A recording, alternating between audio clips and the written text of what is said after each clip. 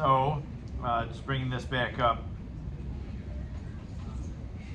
Now, these two next examples are from the last 5 years of AP exam. Well, I guess this is 5 years and then 6 years ago. I've got to 2019 and 2018. I'm telling you, this topic comes up every year.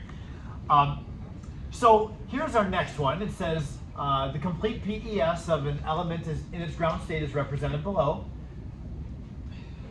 Now let's see, down here it does ask us to identify the element. So can I give you a moment? Take a look at this one and see if you can figure out what it is.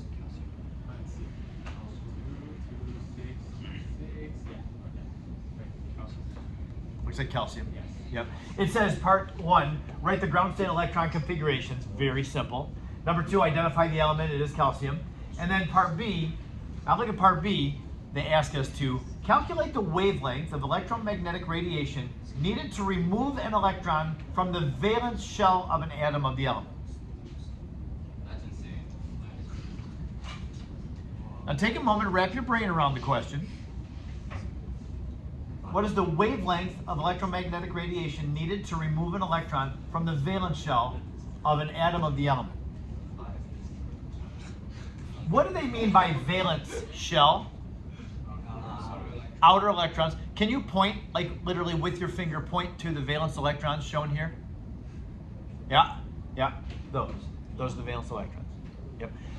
These would be the 1s electrons closest to the nucleus, requiring the most energy to remove. These are the valence electrons. So for the valence electrons, we know how much energy is needed to remove the electrons right there. So you know, and this is even on your formula sheet. They actually made it very, and once you can understand what they're asking, oh my gosh, it's really an easy question. Because you know the energy of the electron, and you know Planck's constant. So you know that term and you know that term. So you can solve for the frequency, and then use the frequency in this to find the wavelength. So we've done these kinds of problems already this year. So yeah, you're going to find that term, yeah. Do we have to memorize those formulas? No, they're on the equation sheet. Go ahead. Yeah. Will we get one on So the C value is given. No, you're giving Yeah, you're given these. on the AP test? Yeah. No. You get a little booklet, and it's one of the first pages. You get a periodic table in there, and then the exact same things you've been using all year. Yeah. So yeah, the value of the Planck's constant is in there, and the value of the speed of light is in there. So you'll just find the frequency. You find the frequency first, then find the lambda term for the wavelength. Okay, and then the next question, 1 year previous, 2018, there it is, another PES spectrum. It says the complete PES of an element is represented above. First of all, identify the element. Don't get this one wrong. We're getting very good at this. What is it?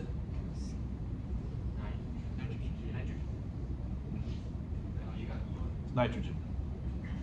Yep. 2 electrons, 2 electrons, 3 electrons.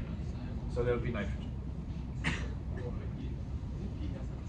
Then it says this, and now this is just in 2018. A radioactive isotope of the element decays with a half-life of 10 minutes. Calculate the value of the rate constant, K, for the radioactive decay. This is something that really annoys me about the College Board. They changed our curriculum for this course in 2013-14. And at that time, we had a workshop and they were telling us, okay, we're leaving these topics out now, we're adding these other topics. One of them they added was PES. But one of the things they told us they were going to leave out of the curriculum was radioactive decay, like nuclear chemistry. We didn't have to do any more nuclear chemistry. We used to do an entire chapter on nuclear chemistry because it was on the exam. So we stopped. Then, in just a few years, they do this kind of thing. They told us, hey, you don't have to worry about nuclear chemistry. Well, we're not really writing like any nuclear equations here, but it talks about radioactivity and gives us a half-life. What you need to know, and now I'm telling you this, I have not said this to you before, anytime you have radioactive decay, no matter what is decaying or what form of decay it is, all radioactive decay is first order. First order kinetics, that's it. So if you know that radioactive decay is first order, then you have something else. And this is on the equation sheet. The half-life for a first order process Anybody remember it? You might remember what's it. Okay. Yep. It's a natural log of 2 over k. The half-life does not depend on what the initial concentration is. Now, for 0 and second order, it does depend on the initial concentration. First order doesn't. First order is by far the most common order. So you remember that because it may show up here on yours. If it says anything about radioactivity or the decay rate, it's first order. So you'll use the first order integrated rate law, yeah. Oh, so how do you know it's first order? I'm telling you, you didn't. There's nothing that's written here. I'm telling you, anytime you're asked about radioactive decay, just know that it's first order. Okay. Stick fix don't matter. They do matter. Yeah. On some questions, it will say what is the mass of this in the correct number of significant figures. Oh, no more one. If they don't prompt you to have the right number of sig figs, I don't know if they would mark you down, but I would do my best to try to have the right number of sig figs in your answer. Yeah. So there's no like one sig fig grace rule on the AP exam? Not really. One thing that I would mention, I know that last year's AP exam, they gave in one of the questions, they gave some lab data, and you had to end up, they asked you a question where you had to subtract 2 of the things in the data, 2 of the numbers in the data, and they both went 3 places past the decimal. Your answer better go 3 places past the decimal when you subtract 2 numbers like that. If you didn't, they probably marked you down for it. So yeah, like when you're finding the mass of something by a difference, make sure you're going out to the right number of decimal places. Okay, that may count. On the very beginning of the AP exam, when you look at the instructions before question number 1, it will say something like, "Pay attention to significant figures." So I do think, not for every question, you know, in the general sense, when you have to do a calculation like find the pH of a buffer or whatever, they probably would give you some latitude with your sig figs. But for the lab questions, I would make sure that I'm doing the right number of sig figs. Okay? So anyway, back to this question. If you know, and by the way, that formula that I just wrote up here, that is on the equation sheet.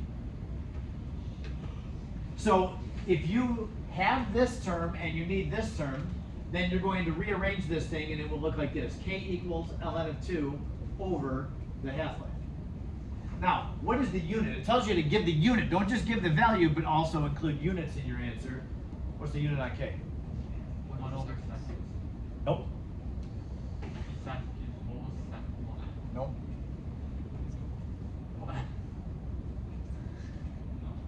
What's one over minus? It's got a unit. 1 over minutes? Yes. That's the reason I asked that, because we are kind of conditioned in our brain. Oh yeah, time is in seconds, so no unit here in seconds in the bottom, it's 1 over seconds. But look, the half-life is 10 minutes. So when you put the 10 in there, it's going to be in minutes, so it would be minutes to the negative. Yes? What if we convert it? If you convert it to seconds, then that would probably be okay. Because they didn't say what unit to use, so I'm sure that they would accept converting the 10 minutes into seconds. Yeah. Okay, now, part C. If 64 atoms of this radioactive isotope are originally present in a sample, what is the expected amount of time that will pass until only 1 atom of the isotope remains? And then it says, show how you arrived at your answer. Does it help us to know that this is a first order process? I think it does. On our equation sheet, again, we have this. ln of A equals negative KT plus ln of A0. And by the way, this is the integrated rate law for first order. So you can use it. Would we be able to find the answer with this? I think so. We know what A0 is. What's A0 in this problem? What's our initial amount?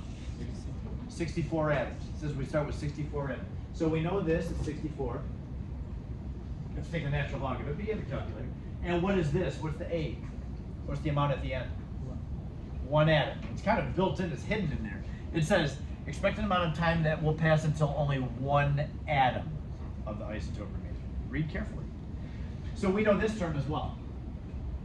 And we know the K. We have it from the part before. So you know everything here except for the time to solve for the time. Is there a molarity though that you can use for the It can be anything, any quantity. Yeah, and when we were doing kinetics of reactions, it was polarity. Yeah. So you just did Okay, now there is another way to do it, yes? So is LNA 64 or is A 64? A is 64. 64 atoms we're starting with, so you have to take the ln of 64. Yep. There's another way to do it. That's why they said show how you arrived at your answer. They're looking for one of two things. It's a really, really elementary, easy way to find it, other than using this formula. Anybody see it? Look at part B again. What, Does it help us to know the you just half-life? like repeatedly take half-life? Yes. When you have first order decay or first order reaction, remember that the first half-life takes the amount of time as the second half-life, and that takes the amount of time as the third half-life. All the half-lives are the same time. Zero and second order, that's not true. They either get longer or shorter, if you remember that. But knowing that every half-life takes 10 minutes, you can start with 64, cut it in half to 32, that's one half-life. Cut that in half, 16, that's another half-life. To 8 is another half-life. 4, 2, 1. 6 half-lives, every half-life takes 10 minutes.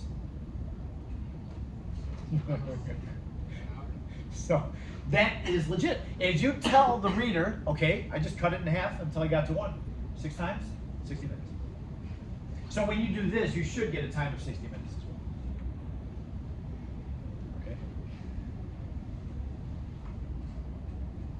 So we should now be familiar with photoelectron spectroscopy. These could show up in multiple choice questions too. So far I've just used them in free response kind of format, but I've seen them in multiple choice questions. Preparing for the exam 2 days from now. Our exam is multiple choice. I would study all of AP Classroom's multiple choice questions, and of course the 4 packets that I gave you, including the questions I didn't assign. I didn't assign any of the bonding and atomic structure questions because we just did those topics. I wanted to assign things that we had done earlier and that you'd try to bring them back. So study everything, multiple choice. And then after you take our class exam, I would recommend that you heavily get on free response. Like do all the free responses in the AP Classroom. But even more so, go back several years of free response questions that the College Board gives you. They give you the free response. They give you what the questions are and what the scoring guide looks like. So that's a really important way to study. And again, do that over the weekend, not before our class exam, because I would say work on multiple choice up until then. But yeah, knowing what kind of verbiage they use in their and what they're looking for in their answer, that's very helpful. So yeah, AP Classroom is helpful because you have scoring guides in there too. But yeah, the online college, like the AP Central has past exams, and they've got like 2 exams for every year and the scoring guides for those 2 exams for every year. So you've got a lot of things that you can study with. Okay? All right, so just one other topic, and this one won't take as long. We've talked a lot this year about energy, and we've talked a lot about solutions, like all the work that we did with aqueous phase reactions and equilibrium and acid-base chemistry and all that, and solubility rules, precipitation reactions.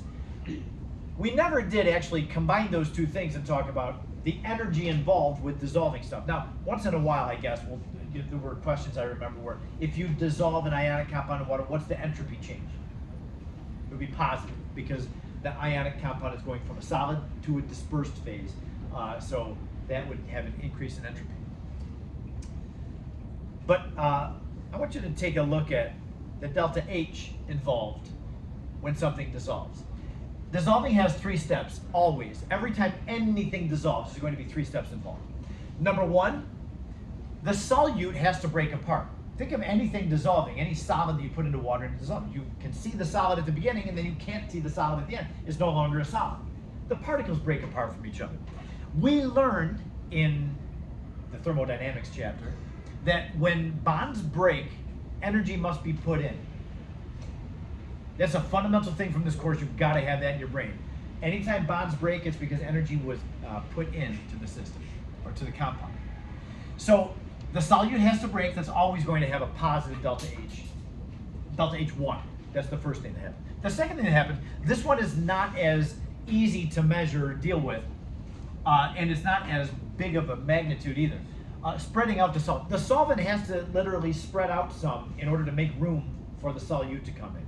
So the solvent, if it's water especially, is held together by intermolecular attraction, like hydrogen bonds. Some of those hydrogen bonds need to break in order for the water to spread out. So the water doesn't spread out much, so it's not a big delta H, but it still exists, and we should know that it exists. So both of our first two delta H's are positive. Then the payoff here is delta H number 3. When the solvent and solute get together, and there's an interaction between those two. The biggest interaction that you should be very familiar with is that positive attracts negative. Almost every attraction is due to charges. Now, if I erase this, I want you to consider this. If I have sodium and chloride, and they're stuck together at the beginning, and then they break apart, they dissolve into the water. The sodium is here, the chloride is way over here. They're broken apart. You've done very well to understand that whole process, that ions break apart from one another when ionic compounds dissolve. Now we know that water is a polar molecule. Due to its shape, it's bent. What side of the molecule is positive in water? Is the hydrogen side positive or is the oxygen side positive? The hydrogen side is positive, right? Because oxygen's got a high electronegativity, draws the electrons up away, so that makes the oxygen side negative. That's where the electron density is. And then the hydrogen side is positive. So when that happens, I'll use a different color for this. Sodium is going to get surrounded by water molecules, but the water molecules are going to be very specifically arranged so that it's the, oops, not O to O, O to H, so that it's the oxygen side of the water molecule every time. The oxygen reorients itself and attaches itself to that positive sodium ion, because remember, the negative side of the water molecule is very attracted to the positive sodium ion. We call this an ion dipole attraction. So when you have an ion that's dissolved in water, ionic compound, there's very much ion dipole interactions going on. Now we talked in the bonding chapter about dipole-dipole attraction. That's what holds water molecules together. But this would be an ion dipole attraction. That's, and I have that referred to down here. With a Cl negative,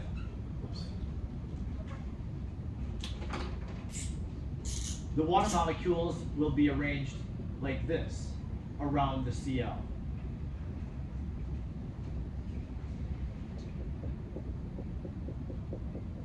The hydrogen side of the water molecules are going to be snuggled up next to the chloride ion because the hydrogen side is positive and the chloride is negative, so you have that attraction. So these are both, the water is surrounding the ions due to what we call ion dipole attraction. Now, I know that I have used the term Coulombic attraction. I believe Coulombic attractions, that term Coulombic would be reserved for when you have a positive ion and a negative ion. Like the sodium and chloride are held together here by Coulombic attraction. I think Coulombic refers to like full charge, like full ions held together. Where these would be considered weaker than Coulombic attractions. These are ion dipole, like an intermolecular kind of attraction. Okay, so the overall delta H of this process are these three delta H's added together, just like Hess's law, right? You add the three processes together, you have an overall delta H. So if more energy is given off than taken in to break these things apart, then it would be a negative overall delta H. But if not enough energy is given off to justify or to overcome the energy taken in, then the delta H of solution will be positive. And what does that mean for delta H solution to be positive? Well, it doesn't help the stuff to dissolve spontaneously. It doesn't have to help the solute to dissolve spontaneously. So I want you to take a look at this. If the delta H overall is negative, that's favorable. The delta H being negative helps delta G to be negative, so it's very likely that the solute will dissolve. And in fact, it's guaranteed the solute will dissolve. Because, remember, anytime something dissolves, entropy increases. So the positive delta S and the negative delta H both contribute to a negative delta G. So for sure the solute will dissolve if the heat of solution is negative. However, if the heat of solution is positive, it's not a guarantee that this substance will not dissolve, but the delta H is not helping it to dissolve spontaneously. Remember, the entropy change is always positive when something dissolves. So it just depends on how big the delta H is compared to the delta S. And so you're never going to have to calculate like the comparison between the H of solution and entropy, but be aware that these two processes both, or these two forms of energy, both contribute to whether the solutes will dissolve spontaneously. Yeah. So if H solution is negative, that means the temperature of the water goes down, so it's endothermic. No. If the delta H of the solution is negative, that means heat's given off. And that means the water that's around it is going to warm up and get hot. So solution means the reaction, like that Yes. the reaction. Yes, this thing right, this. So the combination of all three, if energy overall is given off, that means that the water around the dissolving is going to warm up. And if it cools off, if it causes the temperature of the solution to cool off, that means that this dissolving process is pulling energy in. That's a positive delta H. Now, I want to show you two questions from your review packets that you've been working on. Both of them would have been assigned questions from review quiz 1, thermodynamics. Let's take a look at this. So you'll remember this question. Oh, yes. This question, It was the first question on the review quiz. was it? Yeah. Okay, yeah, you probably looked at this like, whoa, we didn't do this. Now, the paragraph that's here, it pretty much explains what I just explained. They're teaching my lesson for me. Take a look. It says the dissolution of an ionic solute, there's that, in a polar solvent can be imagined as occurring in 3 steps, as shown in the figure above. In step 1, the separation between ions in the solute is greatly increased, bonds are broken, in other words, just as it will occur when the solute dissolves in the polar solvent. Step 2, the polar solvent is expanded to make room for those particles that are spread apart. So that's going to be a positive delta H, and this is a positive delta H because we're breaking things apart, yes? So when you break bonds, you are putting energy in, but when the bonds break, are you also releasing energy at the same time? No. Not. No. You're putting energy in to get the bonds to break, and then what the particles do after that will have their own delta H, but no, it doesn't just suddenly when they break release energy. No. Okay, so it says step 2, the polar solvent is expanded to make space that the ions will occupy. In the last step, the ions are inserted into the spaces, you see them there, in the polar solvent. Which of the following best describes the enthalpy change for each step? Jacob, which one is it? I think it's D. Which one? D is right. Yep, yep. Spreading stuff out means that bonds have to be broken. That's endothermic. And then we have the interaction, the ion dipole, made a contraction. Attractions are what's ruling there in step 3. Okay, good. Now I have another one for you. You'll remember this one. You might remember this. I was really surprised I got very few questions about either one of those. That was just review packet 2, I believe. Then I have review packet 3. Yep, right here. Oh, yes. Oh, yes. And not too many people ask me about this one. And I know that you got the answer key and you just memorize answers. But this one is really, really hard. And I'm a little taken that not as many people asked me about this as I figured would have. Which of the following best helps to explain why the value of delta H for the dissolving of calcium fluoride in water is positive? So that delta H of solution for calcium fluoride is positive. Which of these 4 responses is the best reason why calcium fluoride has a positive delta H of solution? Now, what makes this a really hard question is that some of the wrong answer choices are true statements. They're just not answering the question. The question is, which of these statements helps to explain why? So you're given that the dissolving of calcium fluoride is positive delta H, it's endothermic. Why is it endothermic? A, calcium fluoride is insoluble in water. That's true. If it's got a positive delta H of solution, it's probably going to be insoluble. But that's not explaining why. If you say, well, how come? Why? I see that calcium fluoride delta H is positive. What causes that? Well, it's insoluble. No, and being insoluble is a result. of this. It's not helping to explain why it's positive. So A is a true statement, but it's not the correct answer because it's not helping us to explain why. Why is the delta H of solution of this positive? B, calcium fluoride dissolves in water to form calcium fluoride aqueous particles. This was from an AP exam. This was the 2014 AP exam. I don't like this question. I especially don't like the answer B. Because when I think of calcium fluoride aqueous, I think of calcium ions broken apart from fluoride ions. But they're being really sneaky here, and they're saying the solid just dissolves into this. I think they're implying that the particles stay together and just go aqueous. That's not what's happening. The ions break apart from each other. That's what makes B an incorrect answer. Is that time to go? Oh my gosh, I'm sorry, you guys. I told you I wouldn't take the whole time, and now here I am. The answer is C. The reason that the delta H of solution is positive for calcium fluoride is because calcium is bonded so tightly to fluoride. That delta H1 for calcium fluoride is very high because it has a high lattice energy. High being a very exothermic lattice energy. D is also a correct statement, but it's not explaining why dissolving the calcium fluoride is positive. This is telling why the negative part is negative.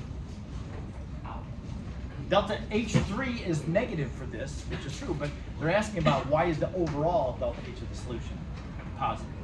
So 5 was nasty. All right, everybody, have a nice Tuesday. See you later.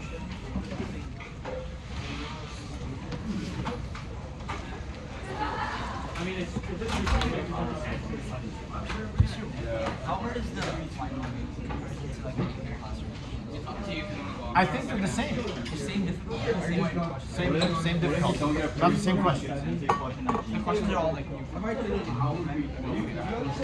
Yep. Wait, it's the same difficulty as the AP classroom. Do you find AP Classroom to be hard? Yeah, it's really difficult. like the progress check. Yes, progress checks. Yeah. But this is stuff that like we were never taught. I was confused on the last Yeah. When you start with reactions, so we have just one reactant here. When you just have reactant and no product, the reaction doesn't have a choice. You guys, it's going to go to the right. Wait, college board is You can't go to the left, you don't have the product. So, at the beginning is the fastest of the reactions. This is the fastest. As the reaction happens, the forward reaction slows down. Because, for two reasons, because we're running out of these, and because it's starting to build up product. And the more products you have, the less the reactions go. But really the big thing is we start running out of ECl5. So we're going slower this way, and then the reverse reaction starts going faster, because the more products you make, the more of this you have, and you see it's a reverse reaction. So eventually you get to the point where this direction is equal to that direction, and that point is equilibrium. The point at which the forward and the reverse, oh geez, I forgot to stop this.